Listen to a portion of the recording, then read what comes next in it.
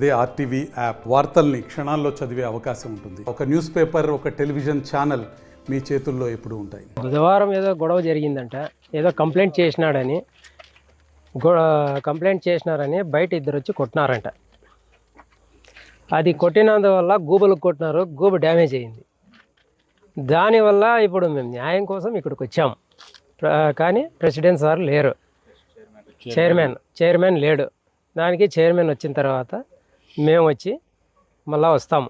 మళ్ళా వచ్చి ఆయనతో కలిసి మాట్లాడతాం. మాకి న్యాయం కావాలి.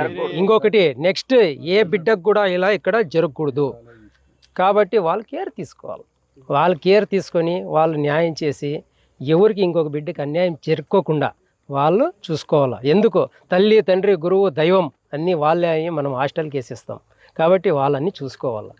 వాళ్ళు చూసుకోకపోతే మనం ఏం చేయాలా? క్యాంపస్లోనే జరిగిందని వాళ్ళు ఒప్పుకున్నారు.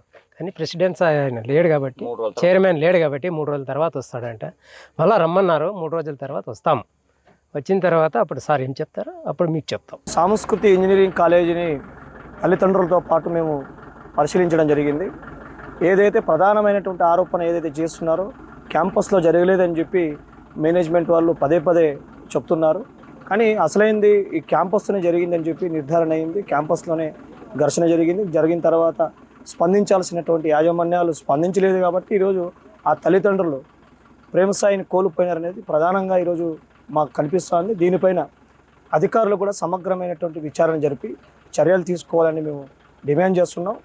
అదేవిధంగా ఈ క్యాంపసెస్లో ఈ సంస్కృతి ఇంజనీరింగ్ కాలేజీలో కనీసం వేరే వాళ్ళని, లేదంటే పాత్రికేయులను కానీ, లేదంటే విద్యార్థి సంఘాలను కానీ, కనీసం కల్చర్కి సంబంధించినటువంటి యాక్టివిటీస్ కానీ, అవగాహనకు సంబంధించిన సదస్సులు కానీ నిర్వహించడానికి అవతలనే లోపలికి రానికుండా నిర్బంధంగా ఈరోజు చదువుని విద్యార్థులకి అందిస్తానని చెప్పే భావన మాకు అర్థమవుతోంది. కనీసం ఈ జిల్లా హెడ్ క్వార్టర్లో ఉంది. దీన్ని కలెక్టర్ గారు, అదేవిధంగా ఎస్పీ గారు జోక్యం చేసుకొని దీనిపైన సమగ్రమైనటువంటి విచారణ జరిపి ప్రేమసాయి చనిపోవడానికి కారణాలను వెలికితీసి ఆ విద్యార్థికి చావుకు కారణమైనటువంటి వారిపైన కఠినంగా చర్యలు తీసుకోవాలి. అదేవిధంగా రాబోయే విద్యార్థులకు కూడా నెగ్లిజెన్సీ లేకుండా, నెగ్లెక్ట్ చేయకుండా సమాచారాన్ని తల్లిదండ్రులకు చేరవేసే విధంగా ఈ యాజమాన్యం జోక్యం చేసుకుని అలా రకమైనటువంటి వాతావరణాన్ని ఈ కాలేజీలో ఇక్కడ ఏర్పాటు చేయాలని మేము కోరుతున్నాం. లేని పక్షంలో ఇది ఇప్పటికే జిల్లా వ్యాప్తంగా ఈరోజు అన్ని చోట్ల నిరసన తెలియజేశాం. కదిరి, ధర్మవరం, అదేవిధంగా మడక్సిర లాంటి ప్రాంతాల్లో యాక్టివిటీస్ చేసాం.